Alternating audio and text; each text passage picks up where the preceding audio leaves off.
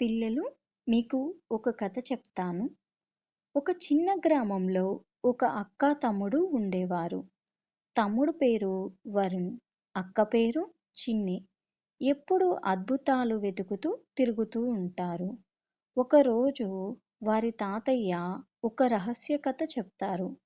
అడవిలో చాలా లోతులో ఒక మాయా జలపాతం ఉంది.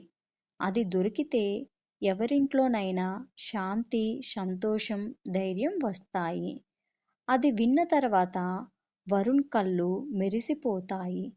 చిన్ని కూడా ఆసక్తిగా చూస్తుంది. అక్క తమ్ముడు చిన్న బ్యాగ్ తీసుకొని అడవిలోకి వెళ్ళిపోతారు. పక్షుల శబ్దాలు, గాలి సలసలలు, పెద్ద చెట్లు అన్నీ కొత్త ప్రపంచంలా అనిపిస్తాయి. అంతలో వెనుక నుంచి సింబు అనే ఒక చిన్న పులిపిల్ల ఏడుస్తూ వస్తుంది.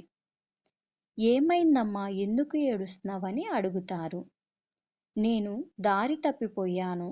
వరుణ్ వెంటనే రా, మేము సహాయం చేస్తాం అంటాడు.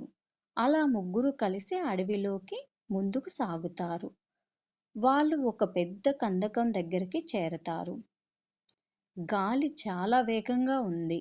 సింబు భయంతో నేను పడిపోతాను అంటుంది. నువ్వు ధైర్యంగా ఉంటే ఏదైనా సాధ్యమే, నా చేతిని పట్టుకో అంది చిన్ని. అక్క చేతిని పట్టుకొని సింబు క్రమంగా దాటిపోతారు. ఈ సమయంలో జలపాతం దగ్గరికి దారి చూపే చిన్న వెలుగు పుట్టి ముందుకు తీసుకెళుతుంది.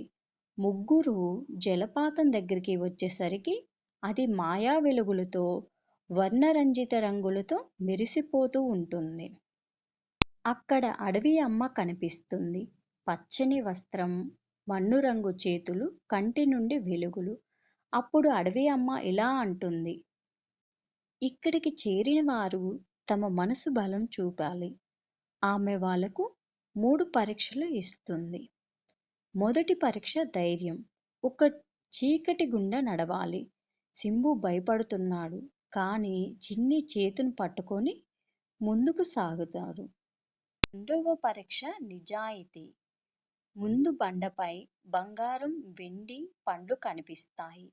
అప్పుడు వరుణ్, మాకిది అవసరం లేవు, మేము సింబు అమ్మను కనుక్కోవాలి.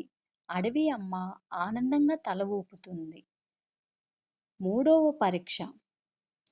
ఒక పెద్ద చెట్టు పడిపోతుంది. చిన్న పక్షి గూడు నేలపై పడిపోబోతుంది. వరుణ్, చిన్ని ఇద్దరు వెంటనే పక్షి పిల్లలను కాపాడుతారు. అప్పుడు అడవి అమ్మ, మీరు మంచి హృదయం కలవారు అంటుంది. జలపాతం మెరిసిపోతుంది.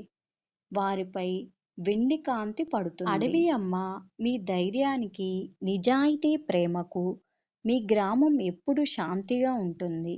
అదే సమయంలో సింబు అమ్మ గర్జిస్తూ అక్కడికి వస్తుంది. సింబు పరిగెత్తి అమ్మను హత్తుకుంటుంది. అందరూ సంతోషంతో ఇంటికి చేరతారు.